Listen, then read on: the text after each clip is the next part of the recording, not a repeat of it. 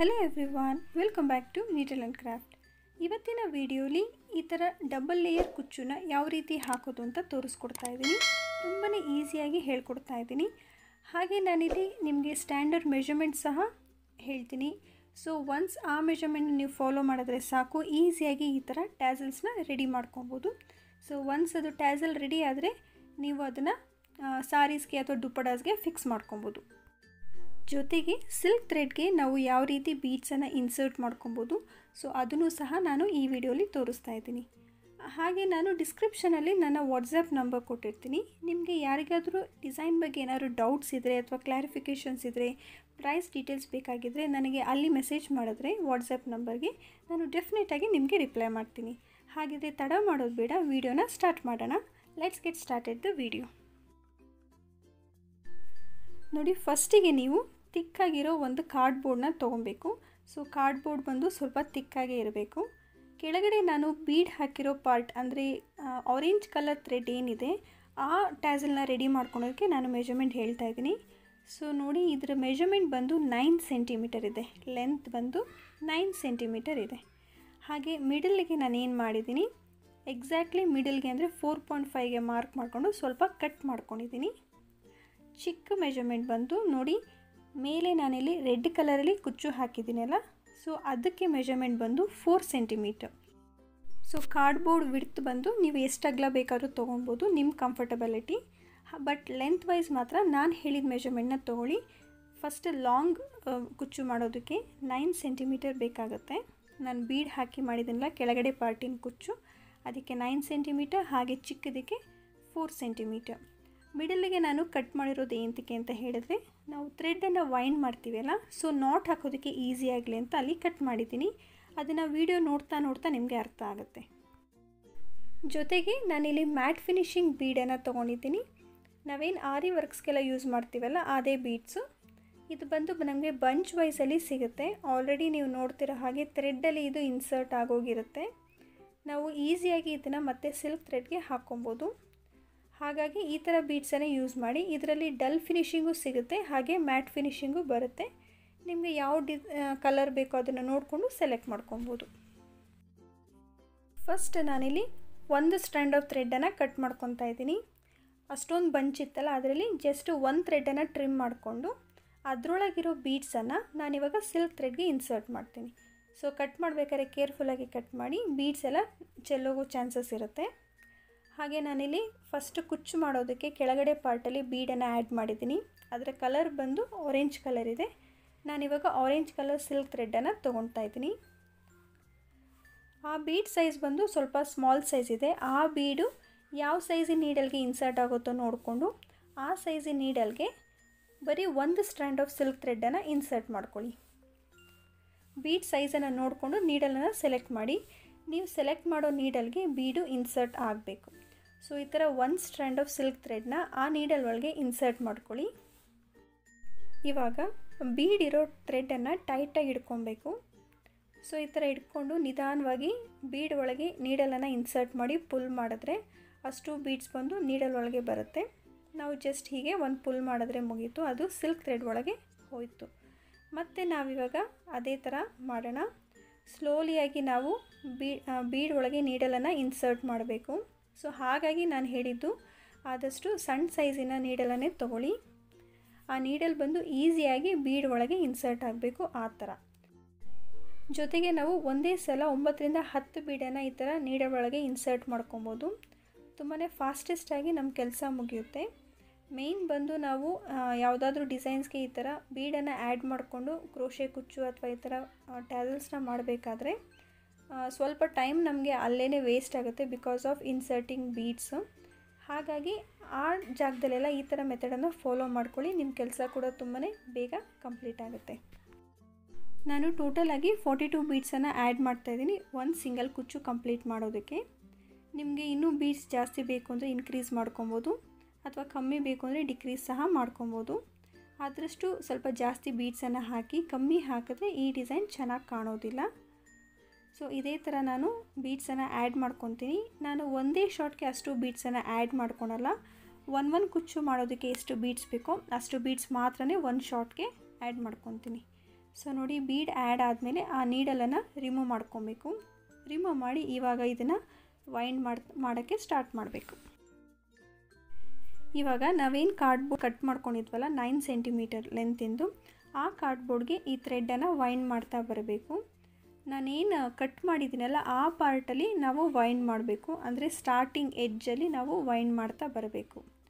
So ನೋಡಿ ಅದು ಮಿಡಲಲ್ಲಿ ನಾನಲ್ಲಿ ನಾಟನ್ನು ಹಾಕ್ಕೊತೀನಿ. ಹಾಗಾಗಿ ಸ್ಟಾರ್ಟಿಂಗ್ ಬಂದು ನಾನು 3 ಸಲ ಸುತ್ತಿದ್ದೀನಿ ಥ್ರೆಡ್ಡನ್ನು. ಸೊ ಈ ಥ್ರೆಡ್ ಬಂದು ಸಿಂಗಲ್ ಸ್ಟ್ರ್ಯಾಂಡಲ್ಲಿದೆ. ಸೊ 3 ಸಲ ವೈಂಡ್ ಮಾಡಿದ್ಮೇಲೆ ಕೆಳಗಡೆ ಒಂದು ಬೀಡು ಹಾಗೆ ಮೇಲ್ಗಡೆ ಒಂದು ಬೀಡನ್ನು ಆ್ಯಡ್ ಮಾಡ್ತೀನಿ. ಸೊ ಈ ಥರ ಬೀಡನ್ನು ಜಸ್ಟಲ್ಲಿ ಬಿಡಿ, ಮತ್ತು ನಾನು ಇನ್ನೂ 3 ಸಲ ಸುತ್ತುತ್ತೀನಿ. ಅದಾದಮೇಲೆ ಮತ್ತೆ ಕೆಳಗಡೆ ಒಂದು ಬೀಡನ್ನು ಆ್ಯಡ್ ಮಾಡಿ ಮತ್ತೆ ಮೇಲ್ಗಡೆ ಒಂದು ಬೀಡನ್ನು ಹಾಕ್ತೀನಿ. ಸೊ ಮತ್ತೆ ನಾನು 3 ಸಲ ಸುತ್ತಕೊಂಡು ಕೆಳಗಡೆ ಒಂದು ಬೀಡು ಹಾಗೆ ಮೇಲ್ಗಡೆ ಒಂದು ಬೀಡು. ಸೊ ಬೀಡೇನು ಜರುಗಲ್ಲ, ಆರಾಮಾಗಿ ಮಾಡ್ಕೊಬೋದು ಈ ಡಿಸೈನ್ನ. ಸೊ ಮತ್ತೆ ನಾನು 3 ಸಲ ಸುತ್ತಕೊಂಡು ಕೆಳಗಡೆ ಒಂದು ಬೀಡು ಹಾಗೆ ಮೇಲ್ಗಡೆ ಒಂದು ಬೀಡು. ಸೊ ನಾವು ಡಿಸೈನ್ ಸ್ಟಾರ್ಟ್ ಮಾಡೋದಕ್ಕೆ ಮುಂಚೆನೂ ಫಸ್ಟಿಗೆ 3 ಸಲ ಸುತ್ತಕೊಂಡಿದ್ದೀವಿ. ಅದಾದಮೇಲೆ ಒಂದೊಂದು ಬೀಡನ್ನು ಆ್ಯಡ್ ಮಾಡ್ಕೊತೀವಿ. ಇದೇ ಥರ ಪ್ರತಿಯೊಂದು ಬೀಡನ್ನು ಹಾಕೋದಕ್ಕೆ ಮುಂಚೆ 3 ಸಲ ಸುತ್ತಕೊಂಡು ಒಂದು ಬೀಡನ್ನು ಆ್ಯಡ್ ಮಾಡ್ಕೊಬೇಕು. ನಾನು ಟೋಟಲಾಗಿ 44 ಬೀಡನ್ನು ಆ್ಯಡ್ ಮಾಡ್ಕೊಂಡಿದ್ದೆ. ಸೊ ಅದನ್ನು ಡಿವೈಡ್ ಮಾಡಿದಾಗ 22 ಒಂದು ಸೈಡ್ ಬರುತ್ತೆ, ಇನ್ನು ಒಂದು ಸೈಡ್ 22 ಬೀಡ್ ಬರುತ್ತೆ. ಇದೇ ಥರ 3 ಸಲ ಸುತ್ತಕೊಂಡು ಥ್ರೆಡ್ಡನ್ನು ಒಂದು ಬೀಡನ್ನು ಎರಡೂ ಸೈಡ್ ಹಾಕ್ತಾ ಕಂಟಿನ್ಯೂ ಮಾಡ್ಕೊಬೇಕು.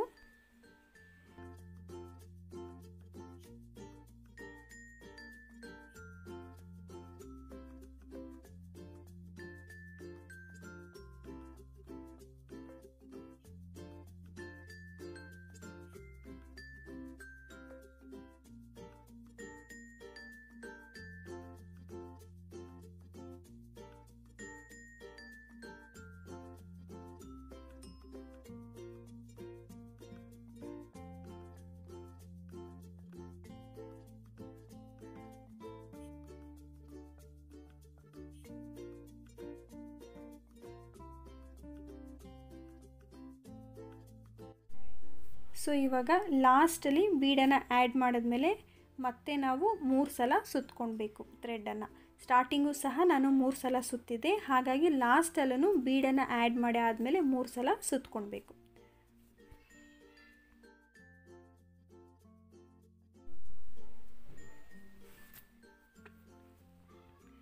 ಸೊ ಇವಾಗ ಮಿಡಲ್ಗೆ ನಾವು ನಾಟನ್ನು ಹಾಕ್ಕೊಳ್ಬೇಕು.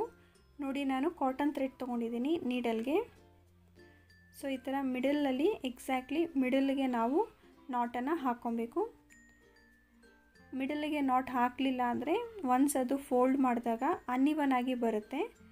ಸೊ ಆದಷ್ಟು ಕರೆಕ್ಟಾಗಿ ಎಕ್ಸಾಕ್ಟ್ಲಿ ಮಿಡಲಲ್ಲಿ ಲಾಕನ್ನು ಮಾಡ್ಕೊಬೇಕು, ನಾಟನ್ನು ಹಾಕ್ಕೊಬೇಕು.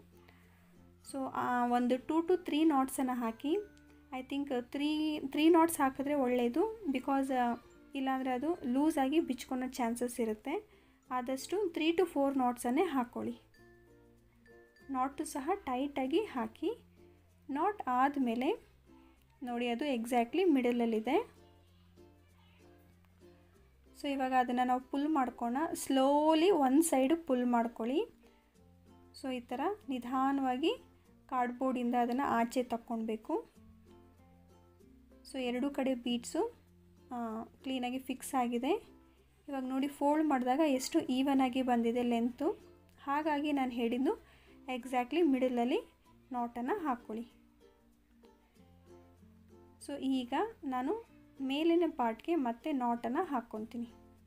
ಸೊ ಫೋಲ್ಡ್ ಮಾಡಾದಮೇಲೆ ಮತ್ತೆ ನಾವು ನಾಟನ್ನು ಹಾಕ್ಕೊಳ್ಬೇಕು. ಇಲ್ಲೂ ಅಷ್ಟೇ ನಾನು 3 to 4 ನಾಟ್ಸನ್ನು ಹಾಕ್ಕೊತಾ ಇದ್ದೀನಿ.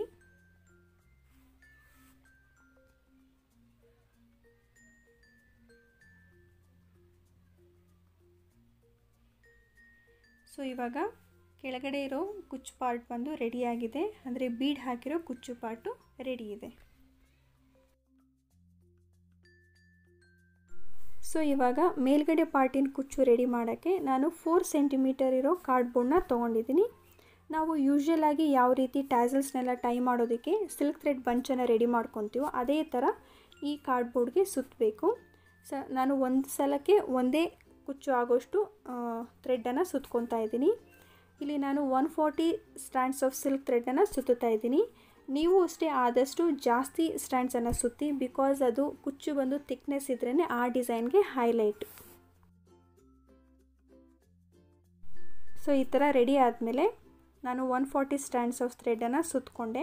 ಹಾಗೆ ಥ್ರೆಡ್ಡನ್ನು ಟ್ರಿಮ್ ಮಾಡಿಕೊಂಡು ನಾನು ಮತ್ತೆ ಇಲ್ಲಿ ನೀಡಲ್ಗೆ ಕಾಟನ್ ಥ್ರೆಡ್ ಹಾಕ್ಕೊಂಡು ನಾಟ್ ಮಾಡ್ಕೊಂಡಿನಿ ಟಾಪಲ್ಲಿ. ನಾನು ಥ್ರೆಡ್ಡನ್ನು ಇದನ್ನು ಆಚೆ ಎಳ್ಕೊತಾ ಇಲ್ಲ ಈ ಬಂಚು, ಬಿಕಾಸ್ ಒನ್ಸ್ ಅದು ಆಚೆ ಎಳ್ಕೊಂಡ್ರೆ ಇದು ಲೂಸಾಗಿ ಬಿಚ್ಕೊಳೋ ಚಾನ್ಸಸ್ ಇರುತ್ತೆ. ಹಾಗಾಗಿ ಅದೇ ಜಾಗದಲ್ಲೇ ನಾನು ನಾಟನ್ನು ಹಾಕ್ಕೊಂಡ್ಬಿಡ್ತೀನಿ. ಸೊ ಮತ್ತೆ ನಾನಿಲ್ಲಿ 3 to 4 ನಾಟ್ಸನ್ನು ಹಾಕ್ಕೊತೀನಿ. ಸೊ ನಾಟ್ ಆದಷ್ಟು ಟೈಟಾಗಿ ಹಾಕಿ, ಇಲ್ಲಾಂದರೆ ಅದು ಲೂಸಾಗಿ ಬರುತ್ತೆ. ಪದೇ ಪದೇ ಹೇಳ್ತಾ ಇದ್ದೀನಿ, ಆದಷ್ಟು ನಾಟನ್ನು ಟೈಟಾಗಿ ಹಾಕ್ಕೊಳ್ಳಿ.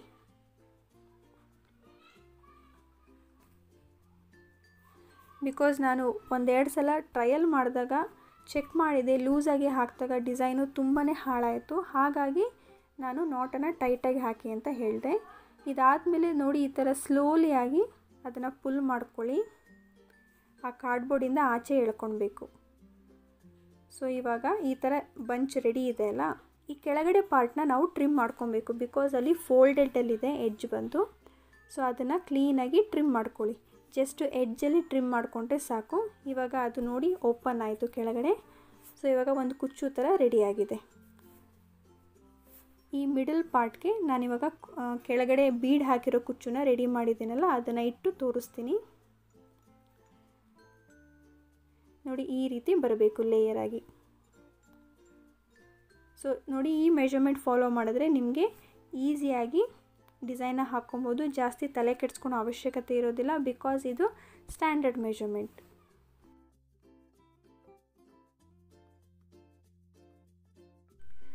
ಸೊ ಇವಾಗ ಈ ಪಾರ್ಟ್ ಏನೋ ರೆಡಿ ಆಯಿತು, ಬಟ್ ನನಗೆ ಸ್ಯಾಟಿಸ್ಫ್ಯಾಕ್ಷನ್ ಆಗಿಲ್ಲ. ಬಿಕಾಸ್ ನೀವು ನೋಡ್ತಾ ಇರೋ ಹಾಗೆ ಥ್ರೆಡ್ ಎಲ್ಲ ಆಚೆ ಈಚೆ ಹೋಗ್ತಾ ಇದೆ, ಅಂದರೆ ಈವನ್ ಆಗಿ ಕೂರ್ತಾ ಇಲ್ಲ ಆ ಥ್ರೆಡ್ ಬಂದು. ಸೊ ಹಾಗಾಗಿ ನಾನಿಲ್ಲಿ ಒಂದು ಐಡಿಯಾ ಮಾಡಿದ್ದೀನಿ. ಎರಡೂ ಕಡೆಯೂ ನಾವು ಅಯನ್ ಮಾಡಿಕೊಂಡ್ರೆ ಸೊ ಆವಾಗ ಸ್ಟಿಫಾಗಿ ಬರುತ್ತೆ ಈ ಕುಚ್ಚು. ಸೊ ಅಯನ್ ಮಾಡಿ ತೋರಿಸ್ತೀನಿ. ಇವಾಗ ಇದು ನಾನು ಎರಡೂ ಸೈಡಲ್ಲೂ ಸ್ವಲ್ಪ ಅಯನ್ ಮಾಡ್ಕೊಂಡಿದ್ದೀನಿ. ಸೊ ಅಯನ್ ಮಾಡಿದ್ಮೇಲೆ ನೋಡಿ ಯಾವ ರೀತಿ ಲುಕ್ ಕಾಣ್ತಾ ಇದೆ ಅಂತ. ಈ ಥರ ಮಾಡ್ಕೊಳೋದ್ರಿಂದ ಡಿಸೈನು ತುಂಬಾ ಪರ್ಫೆಕ್ಟ್ ಫಿನಿಶಿಂಗ್ ಬರುತ್ತೆ. ಸೊ ಒಂದು 10 ನಿಮಿಷ ಟೈಮ್ ಎಕ್ಸ್ಟ್ರಾ ಆದರೂ ಪರವಾಗಿಲ್ಲ, ಈ ಥರ ನೀಟ್ ಫಿನಿಶಿಂಗ್ ಕೊಡಿ, ಕಸ್ಟಮರ್ಸ್ಗೆ ತುಂಬಾ ಇಷ್ಟ ಆಗುತ್ತೆ. ಸೊ ಮತ್ತೆ ನಾನು ಕಾಟನ್ ಥ್ರೆಡ್ಗೆ ಈ ಥರ ನೀಡಲ್ ಹಾಕ್ಕೊಂಡಿದ್ದೀನಲ್ಲ, ಆ ಬೀಡ್ ಇರೋ ಕುಚ್ಚು ಪಾರ್ಟ್ನ ನಾನು ಥ್ರೆಡ್ಗೆ ಇನ್ಸರ್ಟ್ ಮಾಡಿಕೊಂಡು ಲಾಕನ್ನು ಮಾಡ್ಕೊತೀನಿ. ಸೊ ಫಸ್ಟಿಗೆ ಕೆಳಗಡೆ ಪಾರ್ಟಿನ ಕುಚ್ಚು ತೊಗೊಳ್ಬೇಕು. ಇದು ಆದಮೇಲೆ ಮೇಲ್ಗಡೆ ನಾವೇನು ಅಯನ್ ಮಾಡಿ ಇಟ್ಕೊಂಡಿರ್ತೀವಲ್ಲ ಆ ಪಾರ್ಟಿನ ಕುಚ್ಚು ಸಹ ತೊಗೊಂಡು ಎಕ್ಸಾಕ್ಟ್ಲಿ ಮಿಡಲ್ಗೆ ನೀಡಲನ್ನು ಇನ್ಸರ್ಟ್ ಮಾಡ್ಕೊಬೇಕು. ನೋಡಿ, ಎಕ್ಸಾಕ್ಟ್ಲಿ ಮಿಡಲ್ಗೆ ಇನ್ಸರ್ಟ್ ಮಾಡ್ಕೊಳ್ಳಿ ಆದಷ್ಟು.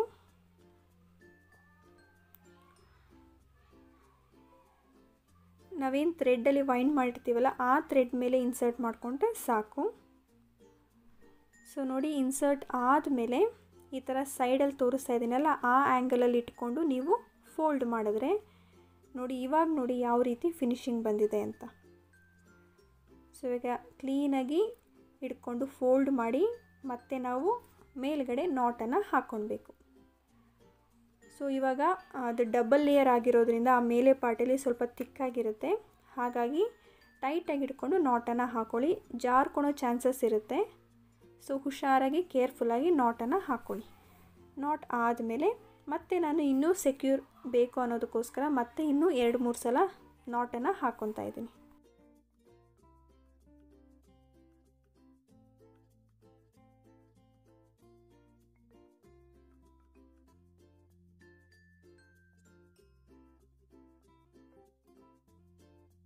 ಇವಾಗ ಎಕ್ಸ್ಟ್ರಾ ಥ್ರೆಡ್ಡೆಲ್ಲ ಟ್ರಿಮ್ ಮಾಡ್ಕೊಳ್ಳೋಣ.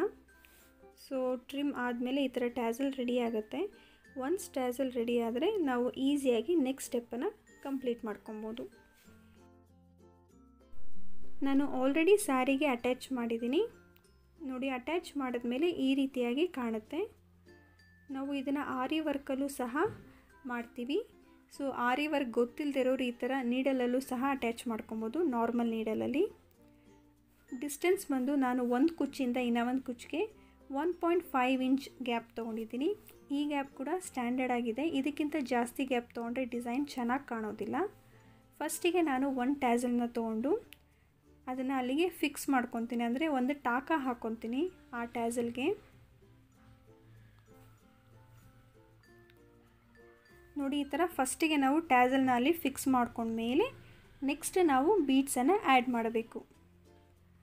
ಸೊ ನಾನು ಒಂದು ಎಡ್ಜಲ್ಲಿ ಕರೆಕ್ಟಾಗಿ ನೀಡಲನ್ನು ಮೇಲ್ಗಡೆ ಇನ್ಸರ್ಟ್ ಮಾಡಿಕೊಂಡು ಇವಾಗ ಬೀಡನ್ನು ನೀಡಲ್ಗೆ ಹಾಕ್ಕೊತೀನಿ.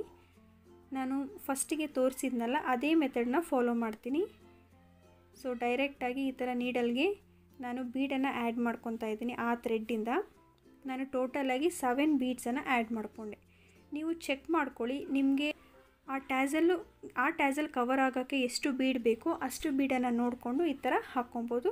ನನಗೆ 7 ಬೀಡ್ ಎನಫ್ ಅನ್ನಿಸ್ತು, ಹಾಗಾಗಿ ನಾನು 7 ಬೀಡನ್ನು ಹಾಕ್ಕೊಂಡೆ. ಸೊ ಒಂದು ಸ್ಟೆಪ್ ಕಂಪ್ಲೀಟ್ ಆದಮೇಲೆ ಮತ್ತೆ ನಾನು 7 ಬೀಡನ್ನು ಆ್ಯಡ್ ಮಾಡ್ಕೊತೀನಿ. ಎಕ್ಸಾಕ್ಟ್ಲಿ ಅದ್ರ ಮೇಲ್ಗಡೆನೇ ಮತ್ತೆ ನೀಡಲನ್ನು ಇನ್ಸರ್ಟ್ ಮಾಡಿಕೊಂಡು ಆ ಜಾಗಕ್ಕೆ ಮತ್ತೆ ನಾನು 7 ಬೀಡ್ಸನ್ನು ಆ್ಯಡ್ ಮಾಡ್ಕೊತೀನಿ.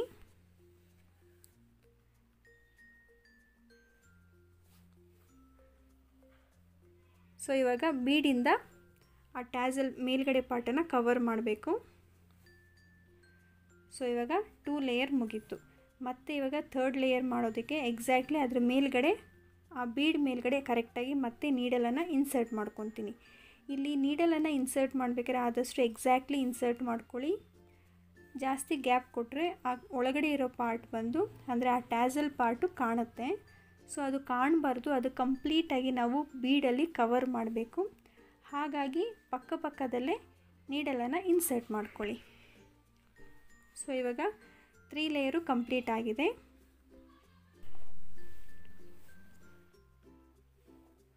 ಸೊ ನೆಕ್ಸ್ಟ್ ಲೇಯರ್ಗೆ ನಾನು ಮತ್ತೆ ಇಲ್ಲಿ 7 ಬೀಡನ್ನು ಆ್ಯಡ್ ಮಾಡ್ಕೊತೀನಿ. ನೀವು ಚೆಕ್ ಮಾಡ್ಕೊಬೋದು, ಬಿಕಾಸ್ ಹೋಗ್ತಾ ಅದರ ಟ್ಯಾಸಲಿನ ವಿಡ್ತ್ ಬಂದು ಕಮ್ಮಿ ಆಗುತ್ತೆ. ಸೊ ಇನ್ ಕೇಸ್ ಅದ್ರ ವಿಡ್ತ್ ಕಮ್ಮಿ ಇದ್ದರೆ ನೀವು ಬೀಡ್ಸ್ ಕೂಡ ಕಮ್ಮಿ ಆ್ಯಡ್ ಮಾಡ್ಕೊಳ್ಳಿ. ಸೊ ಇಲ್ಲಿ ನನಗೆ 7 ಬೀಡು ಬೇಕು ಅನ್ನಿಸ್ತು, ಹಾಗಾಗಿ ನಾನಿಲ್ಲಿ ಮತ್ತೆ 7 ಬೀಡನ್ನು ಆ್ಯಡ್ ಮಾಡ್ಕೊಂಡಿದ್ದೀನಿ.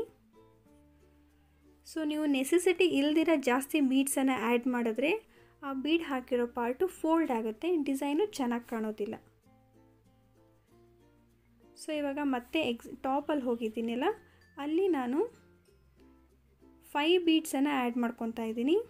ಬಿಕಾಸ್ ಅಲ್ಲಿ ವಿಡ್ತ್ ಬಂದು ಆದಷ್ಟು ಚಿಕ್ಕದಾಗಿತ್ತು. ಸೊ ನನಗೆ 5 ಬೀಡ್ ಎನಫ್ ಅನ್ನಿಸ್ತು. ಸೊ ನೋಡಿ, ನಾನು 5 ಬೀಡನ್ನೇ ಮಾತ್ರ ಹಾಕ್ಕೊಂಡಿದ್ದೀನಿ. ಸೊ ಇದಾದಮೇಲೆ ನನಗೆ ಇನ್ನೂ ಅಲ್ಲಿ ಗ್ಯಾಪ್ ಇದೆ ಅಂತ ಅನ್ನಿಸ್ತು, ಹಾಗಾಗಿ ನಾನು ಮತ್ತೆ ಇನ್ನೂ ಬೀಡನ್ನು ಆ್ಯಡ್ ಮಾಡ್ತೀನಿ.